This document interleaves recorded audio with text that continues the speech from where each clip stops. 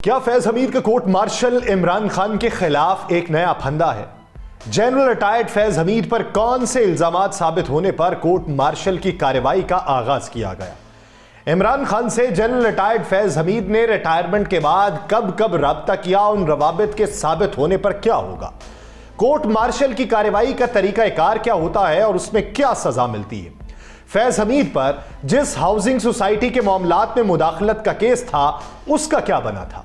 क्या पाकिस्तान तहरीक इंसाफ अपने मौक़िफ़ में तब्दीली लेकर आएगी या मज़ाहमती उनसर ही नुमाया रहेगा? कल रात की मीटिंग में पाकिस्तान तहरीक इंसाफ ने क्या फैसला किया है और आज की खबर पाकिस्तान की सियासी तारीख में क्या तब्दीली ला सकती है? क्या अब इमरान खान का भी फौजी ट्रायल हो सकता है? आप सब पर सलामती हो।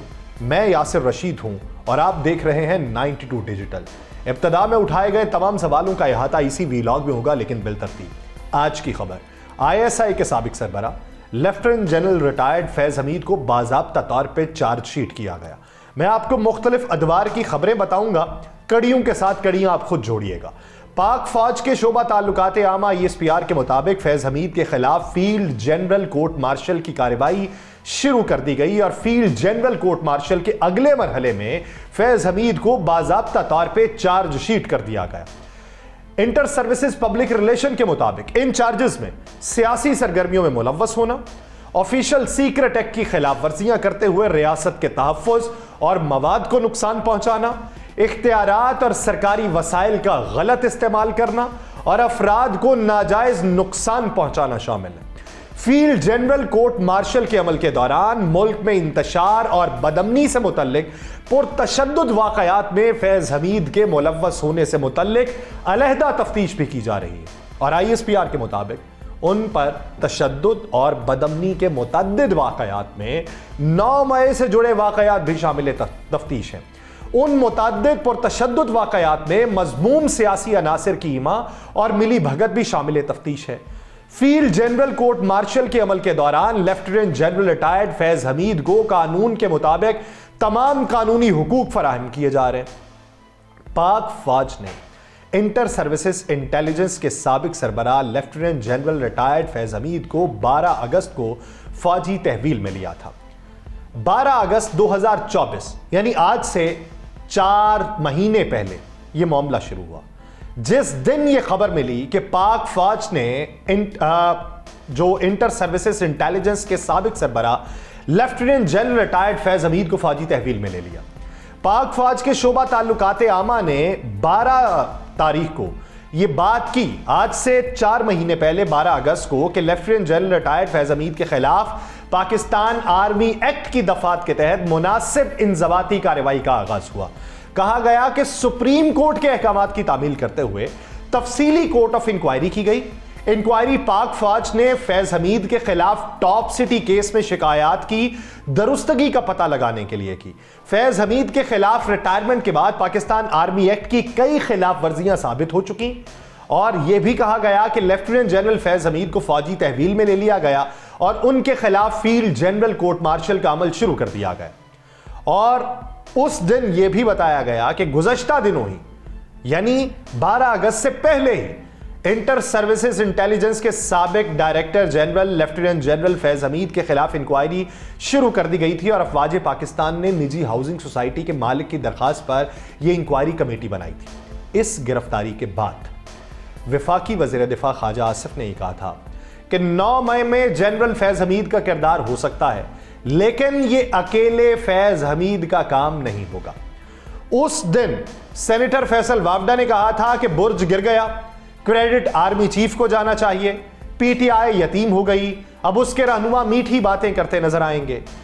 उस दिन यह भी मालूम पड़ा कि जनरल रिटायर्ड फैज हमीद, जिन पर मुल्की सियासत में उखाड़ पेछाड़ से लेकर अदलिया और दीगर इदारों में असरअंदाज होने के इल्जामात लगते रहे, उन्हें इस मुकदमे में फौज ने अपनी तहवील में ले लिया और जो वो मुकदमा था उसमें दौरान सर्विस एक हाउसिंग सोसाइटी केस में उन पर लगने वाले जाती इल्जामात के साथ साथ रिटायरमेंट के बाद आर्मी एक्ट की खिलाफ वर्जियों का मामला भी शामिल तफ्तीश था।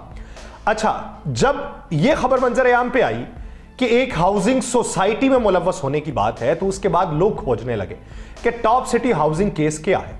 तो मालूम पड़ा कि इस्लामाबाद में वाक़ टॉप सिटी हाउसिंग सोसाइटी के मालिक कुंवर मोईज़ अहमद खान ने नवंबर 2023 में पाकिस्तान की सुप्रीम कोर्ट में एक दरखास्त दायर की थी, जिसमें उन्होंने बराह रास्त साबिक जनरल पे इल्ज़ामात आयद किए थे कि इख्तियारात का गलत इस्तेमाल उन्होंने किया। मोईज़ अहमद खान ने अपनी दरखास्त में यह कहा कि 12 मई 2017 को ISI के एहलकारों ने दहशतगर्दी की एक मुबैना मुकदमे की आड़ में टॉप सिटी के दफ्तर और मोईज़ अहमद खान के घर पे छापा मारा। उस छापे के दौरान उनके घर से सोना, हीरे, नकदी और मुतअद्दिद कीमती अशिया कब्जे में ले ली गई। मोईज़ अहमद खान ने दरखास्त में यह मजीद कहा कि उस वाक़े के बाद जनरल रिटायर्ड फैज हमीद के भाई सरदार नजफ ने सालसी की और मसला हल करने की कोशिश की। मोईज़ अहमद खान की बर्रियत के बाद मोईज़ अहमद खान के एक रिश्तेदार के जरिए उनसे मुलाकात का बंदोबस्त करने के लिए भी रब्ता हुआ और दरख्वास्त गुजार मोईज़ अहमद खान ने यह भी बताया कि इस मुलाकात के दौरान मुझसे बात यह हुई कि छापे के दौरान जो वहाँ से 400 तोले सोना और नकदी के सिवा बाकी सब चीज़ें वापस करने की पेशकश कर दी गई। मोईज़ अहमद खान ने यह दावा किया कि ISI के ब्रिगेडियर रिटायर्ड नईम फ़खर और ब्रिगेडियर रिटायर्ड गफ्फार ने उन्हें 4 करोड़ रुपए नकद अदा करने और किसी एक को स्पॉन्सर करने पर भी मजबूर किया था।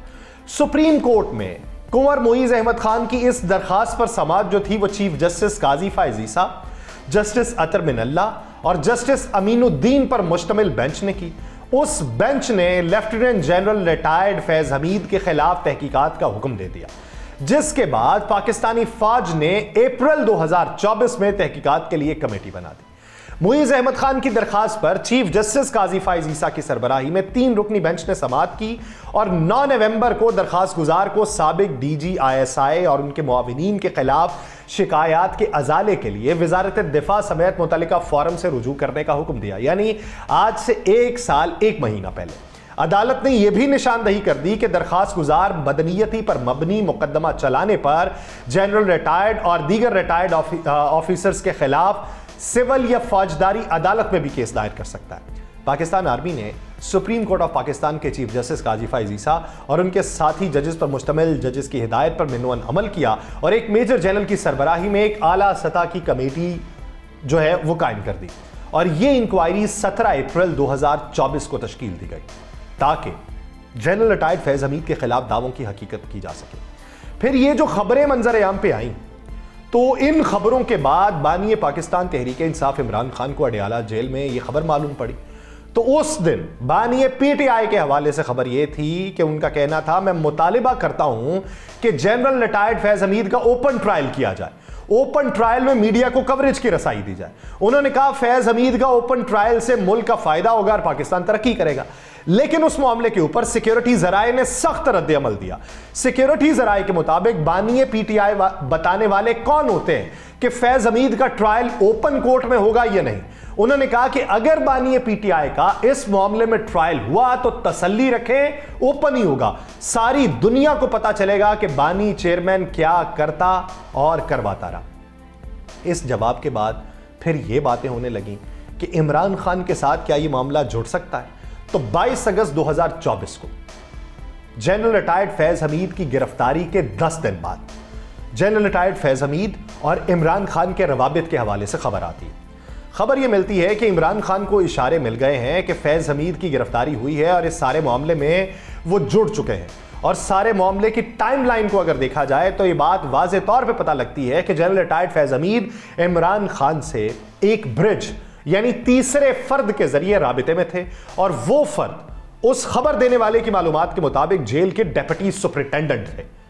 ऐसे शवाहिद मिले जिससे ये बात स्टैब्लिश हुई कि इन दोनों के दरमियान ताल्लुक, राबिता भी था, पैगाम रसानी भी थी और ये जो ताल्लुक और राबिता था ये इमरान खान की पोजीशन, वो अंडर रेडार थे या बराह रास्त नौइयत का नहीं था। दोनों के दरमियान पैगाम रसानी भी थी, बाहमी एतमाद इतना था कि एक दूसरे को मशवरे दिया करते थे। खबर देने वाला उस दिन ये बताता है कि ज्यादातर मशवरे इमरान खान रिसीव करते थे। इमरान खान से एक सवाल पूछा गया उन्हीं दिनों में अडियाला जेल में कि आपका राबिता रिटायरमेंट के बाद फैज हमीद के साथ रहा। तो इमरान खान साहब ने उस दिन जवाब ये दिया कि जनरल रिटायर्ड के होने के बाद यानी एक जनरल ही रिटायर हो गया तो उसके बाद वो किस काम का होता है, कोई बेवकूफ़ी होगा जो राब्ता करेगा। इसका जवाब खबर देने वाले ने जब ये बताया, जब उससे पूछा कि वो तो ये कह रहे हैं कि मैं क्यों राब्ता करूंगा, तो खबर देने वाले ने जवाब ये दिया कि इमरान खान का बयान अपनी जगह, मगर हकीकत ये है कि फैज़ हमीद ISI के चीफ थे, उनके पास मालूमात का समंदर था, रिटायर्ड चीफ थे, उन्हें ना सिर्फ ISI की वर्किंग का पता था बल्कि उनके पास सियासी और रीजनल मालूमात भी थी और वो बहुत सी चीज़ों को मॉनिटर कर रहे हैं, उसकी पूरी मालूमात हासिल करने की भी पोजीशन में थे। और जब आपके पास निज़ाम की मालूमात होती है तो उसे ब्रेक करने की सलाहियत भी रखते हैं, तो उनके पास सियासी मालूमात भी थी और बहुत सी और जगहों की भी, लिहाजा उनके पास सिस्टम को डॉज करने की कैपेसिटी थी। एक बात बड़ी अहम है कि फैज़ हमीद की तरफ से कोई बात सामने नहीं आई। फैज़ हमीद के राब्ते थे, उनकी रिटायरमेंट के बाद भी कायम रहे। कमर जावेद बाजवा और फैज़ हमीद के मुतल्लिक राबतों के सवाल पे खबर देने वाले ने यह कहा कि साबिक आर्मी चीफ के करीबी ज़राए ये तरदीद करते रहे और बाज़ करीबी ज़राए ने यह भी बताया कि फैज़ हमीद की साबिक आर्मी चीफ से आम इंतखाबात के बाद फरवरी में ही एक मुलाकात हुई थी, उसके बाद ना कोई राब्ता हुआ। वक्तन फ़वक्तन फैज़ हमीद व्हाट्सएप मैसेज भेजते रहे। वहां पर सवाल ये पैदा होता है कि क्या इसका असर क्या वाकई इमरान खान पे पड़ सकता है। ये तब की बात है जब वो तहवील में लिए गए, उनके खिलाफ इब्तदाई तौर पे शवाहिद इकट्ठे किए जा रहे थे, तो सवाल ये तब से ही पैदा हो रहा है। तो अब तक के उसके जवाबात में मौसर जवाब ये है कि जनरल फैज़ हमीद की इमरान खान से कुर्बत काफ़ी मशहूर रही है, ख़ास तौर पे उनके DG ISI के तौर पे काम करने के दौरान उन्हें इमरान खान के दौरे हुकूमत में एक कलीदी किरदार अदा करने वाला समझा जाता था और ख़ास तौर पे सियासी उमूर में। फैज़ हमीद पर यह भी इल्ज़ाम था कि उन्होंने इमरान खान के लिए इदारों के अंदर हिमायत हासिल करने और सियासी फ़वाइद फराहम करने में मदद की और जनरल फैज़ हमीद के खिलाफ कानूनी कार्रवाई इमरान खान के लिए सियासी तौर पर नुकसानदेह हो सकती है, क्योंकि उनकी हुकूमत के दौरान फैज़ हमीद साहब का किरदार तनकीद का मरकज रहा और अगर फैज़ हमीद के खिलाफ इल्ज़ामात साबित होते हैं तो इमरान खान के बयानी को भी नुकसान पहुंच सकता है। यह केस इमरान खान और फौज के ताल्लुकात पे मजीद असर भी डाल सकता है। पहले ही उनकी पार्टी जो है उनके इख्तलाफात नुमायां हैं और यह कार्रवाई उन ताल्लुकात में मजीद रखना डालेगी। और अगर यह भी साबित होता है कि जनरल फैज़ हमीद इमरान खान की हुकूमत के दौरान किसी गैर कानूनी या गैर आईनी अमल में भी मुलव्वस थे, तो उसका इमरान खान की कानूनी हैसियत पर भी असर पड़ सकता है, खास तौर पर अगर मुस्तकबिल में उनके खिलाफ कोई नए मुकदमात कायम किए जाएं। अब सवाल यह पैदा होता है कि क्या पाकिस्तान में एक रिटायर्ड जनरल का कोर्ट मार्शल मुमकिन है। बहुत सारे लोग ये बात करते हैं जी नहीं, रिटायर्ड जनरल का कोर्ट मार्शल कैसे होता है। मुमकिन है, लेकिन उसके लिए कानूनी और आईनी तकाजे पूरा करने जरूरी होते हैं, जो इस केस के अंदर आर्मी पहले ही पूरा कर चुकी है। आर्मी एक्ट 1952 के तहत अगर किसी रिटायर्ड ऑफिसर पर इल्जाम हो कि उसने दौरान सर्विस या रिटायरमेंट के बाद ऐसा कोई अमल किया जो फौजी कवानीन की खिलाफ वर्जी के जुमरे में आता हो, तो उसे कोर्ट मार्शल का सामना करना पड़ सकता है।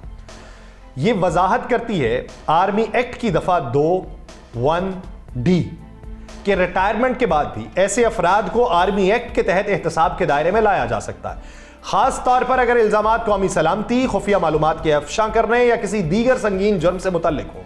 उसके लिए सदर ममलिकत की मंजूरी जरूरी होती है ताकि रिटायर्ड अफसर को कानूनी दायरे में लाया जा सके। हालिया मिसाल के तौर पर जनरल रिटायर्ड फैज़ हमीद का कोर्ट मार्शल का सामना था, जिसमें उन पर आर्मी एक्ट की खिलाफ वर्जी और दीगर इल्जामात थे। ये मुकदमात फौजी नज़्म ज़ब्त, कौमी सलामती के तहफ़्फ़ुज़ को यकीनी बनाने के लिए अहम है और ये साबित करते हैं कि रिटायर्ड अफसरान भी कानून से बालातर नहीं। और पाकिस्तान में कोर्ट मार्शल का तरीक़ाकार आर्मी एक्ट 1952 के तहत है। किसी भी हाजिर सर्विस या रिटायर्ड फौजी ऑफिसर के खिलाफ इल्जामात की तफ्तीश के लिए सबसे पहले तहकीकात की जाती है, जिसे कोर्ट ऑफ इंक्वायरी कहा जाता है। उसके बाद शवाहिद की तस्दीक के लिए समरी ऑफ एविडेंस तैयार की जाती है और अगर शवाहिद मजबूत हो तो कोर्ट मार्शल की कार्रवाई शुरू होती है। और यह है वो आज का दिन कि जब इस समरियों के बाद बाकायदा तौर पे कोर्ट मार्शल की कार्रवाई का अगला मरहला शुरू कर दिया गया। कोर्ट मार्शल की कार्रवाई फौजी अफसरान की सरबराही में होती है, जो केस का फैसला शवाहिद की बुनियाद पे करते हैं। सजा का तयन जुर्म की नौइयत के मुताबिक किया जाता है, जिसमें कैद होती है, ओहदे से माजूली होती है, वो ओहदे से तो पहले ही माजूल है, यानी रिटायर हो चुके हैं, यानी वो जो मुराद उनको मिली हुई थी वो भी वापस ले लेंगे, या संगीन सूरतों में सजाए मौत भी शामिल हो सकती है। सजा की मंजूरी जो है ये आर्मी चीफ या मजाज अथॉरिटी देती है। कोर्ट मार्शल के फैसले के बाद सजा याफ्ता शख्स अपील करने का हक रखता है, जो फौजी अदालतों या बाज सूरतों में सिविल अदालतों में की जा सकती है। और सजा की माफी या तखफीफ वफाकी हुकूमत या आर्मी चीफ के इख्तियार में होती है, लेकिन हुदूद कवानीन के तहत दी गई सजा को माफ नहीं किया जा सकता। कार्रवाई का दौरानिया केस की नौइयत और पेचीदगी के ऊपर मुनहसर होता है और यह कई महीने भी ले सकती है। अब इसके अंदर अगले पैरे में आए कि ऑफिशियल सीक्रेट एक्ट की भी खिलाफ वर्जी है ऑफिशियल सीक्रेट एक्ट की खिलाफ वर्जी ऐसी कार्रवाई को कहते हैं जिसके तहत कौमी सलामती या रियासत के हसास मामलात से मुतल्लिक मालूमात को गैर कानूनी तरीके से अफशा किया जाए या उन तक गैर मजाज रसाई हासिल की जाए, यानी अफशा किया जाए या रसाई हासिल की जाए। बहुत सारे लोग कहते हैं फैज हमीद साहब ने क्या अफशा किया होगा, उसमें यह है कि उस तक रसाई भी हासिल की जाए। पाकिस्तान में ऑफिशियल सीक्रेट एक्ट 1923 नाफिज है जो सरकारी मालूमात, फौजी राज या हसास मंसूबों को खुफिया रखने के लिए बनाया गया। इस कानून के तहत किसी भी हसास मालूमात का किसी गैर मुतल्लिका फर्द, यानी फर्ज कर लें नहीं है इमरान खान साहब वजीर आजम, जो फैज हमीद साहब हैं वो उस वक्त कोर कमांडर है और वो उन तक मालूमात पहुंचा रहे हैं, तो ये मतलब ये है कि किसी भी हसास मालूमात का किसी गैर मुतल्लिका फर्द, क्योंकि वो उस वक्त तक गैर मुतल्लिका हो चुके थे, इदारे या दुश्मन रियासत को फराहम करना जुर्म है। और यह भी जुर्म है कि ऐसी मालूमात को हासिल करने की कोशिश की जाए जिसे हुकूमत ने खुफिया या सीक्रेट करार दिया हो। इस कानून का इतलाक सरकारी मुलाजमीन, दिफाई एहलकारों और किसी भी ऐसे शख्स पे होता है जो खुफिया मालूमात के साथ मामला करे। खिलाफ वर्जी के इल्जामात साबित होने पर मुजरिम को सख्त सजाओं का सामना करना पड़ता है, जिनमें कैद, जुर्माना या संगीन मामलात में सजाए मौत शामिल हो सकती है। यह कानून कौमी सलामती को बरकरार रखने के लिए बनाया गया और बाज़ औक़ात इस पर तनकीद की जाती रही, लेकिन पाक फौज के अंदरूनी मामले के ऊपर उनका जो एहतसाब हुआ उस एहतसाब को हमेशा से रहा ही किया। अब बात आती है कि अगर इसमें इमरान खान साहब जो है वो मुलव्वस पाए जाते हैं, तो इमरान खान अगर गैर कानूनी इक़दामात में मुलव्वस पाए गए तो उन्हें पाकिस्तान के फौजदारी कवानीन के तहत कार्रवाई का सामना हो सकता है। अगर साबित हो कि उन्होंने रियासती राज अफशा करने, रियासती इदारों को कमजोर करने या किसी साजिश में हिस्सा लिया हो, तो वह ऑफिशियल सीक्रेट एक्ट या इंसदाद दहशत गर्दी कवानीन के तहत सजा याफ्ता हो सकते हैं, जिसमें कैद या नाअहली हो सकती है। कैद अभी भी है, नाअहल अभी भी है। पाकिस्तान तहरीक इंसाफ ने जनरल रिटायर्ड फैज हमीद के मामले पर मुख्तलिफ रद्द-ए-अमल दिखाए। पार्टी इन इल्जामात को मुस्तरद कर दी रही कि फैज हमीद का 9 मई के वाक़यात में कोई किरदार था। इमरान खान ने वाज़ेह किया कि अगर फैज हमीद के खिलाफ कोई इल्जामात हैं तो उसके लिए अदालती कमीशन तश्कील दें ताकि हक़ाइक़ सामने लाए जाए। फिर एक वक्त आया जब यह कहा गया कि फैज हमीद की गिरफ्तारी फौज का अंदरूनी मामला है, इसके सियासत के ऊपर कोई बड़ा असर नहीं हो सकता, क्योंकि फैज हमीद पार्टी के बाज़ हलकों में अहम समझे जाते थे, तो असर तो होगा और इस मामले से पार्टी की मुश्किलात में इजाफा हो सकता है, क्योंकि फैज हमीद की गिरफ्तारी और उन पर लगाए गए इल्जामात ने पीटीआई के मौक़िफ़ को भी चैलेंज किया, खुसूसन जब उनका ताल्लुक एक अहम फौजी और इंटेलिजेंस ओहदे से था। कल रात पाकिस्तान तहरीक इंसाफ ने, जब फैसल वावडा साहब ये बात कर चुके थे कि ये 13 की तारीख इसलिए दी कि इनको ये लगता है कि फैज हमीद को चार्जशीट किया जा सकता है, तो उससे पहले भी ये हो सकता है, तो इस मामले के ऊपर कल रात पाकिस्तान तहरीक इंसाफ ने 13 तारीख को तब्दील कर दिया। वो 15 और 16 तारीख के ऊपर अपनी जलसों और इजलासों को ले गई। जब उन्होंने कल ये तब्दील किया तो मैंने उनके सेक्रेटरी इतलात से ये पूछा, मैंने कहा जी फैसल वावडा साहब कहते हैं आपने इनके लिए किया, तो उन्होंने कहा जी हम कैटेगोरिकली ये बात कर चुके हैं कि हमारा इस मामले से कोई लेना देना नहीं है, ये फौज का अंदरूनी मामला है और हम फौज के अंदरूनी मामले में दखल ही नहीं देते, इदारे का अंदरूनी मामला है और हम इस पर कोई मौक़िफ़ जो है वो नहीं अपनाएंगे, वो जो करना चाहें वो करें। लेकिन सवाल फिर आखिर पे ये पैदा होता है कि क्या इमरान खान साहब का फौजी ट्रायल हो सकता है? तो हो तो सकता है जो पिछले मामलात हैं, लेकिन अभी हाल ही में 2 दिन पहले एक केस लगा था सिविलियंस का फौजी ट्रायल या मिलिट्री कोर्ट्स के अंदर ट्रायल के हवाले से, जिस पे बात ये हुई थी कि हम इसकी इजाज़त नहीं दे सकते। वफाकी हुकूमत ने इस्तदा की थी, अभी समाअत वो मुलतवी है जो दोबारा होनी है, अब उसके अंदर बातचीत देखिएगा क्या होती है या क्या नहीं होती। लेकिन इब्तदाई तौर पे हुकूमती दरख्वास्त को मुस्तरद कर दिया गया था और ये कहा गया था कि अगर इसकी इजाज़त दे दी जाए तो फिर हमें कानूनी तौर के ऊपर जो फौजी अदालतें हैं उनको तस्लीम करना होगा, उनका इख्तियार तस्लीम करना होगा। अब अदालत मुलतवी, समाअत उसकी दोबारा होनी है। अब अगली समाअत में अगर वो इजाज़त दे गए तो फिर इमरान खान साहब के खिलाफ भी घेरा तंग हो सकता है। क्या बनेगा, पाकिस्तानी सियासत पे क्या असर पड़ेगा, देखिए। मुझे दीजिए इजाज़त, अल्लाह निगहबान।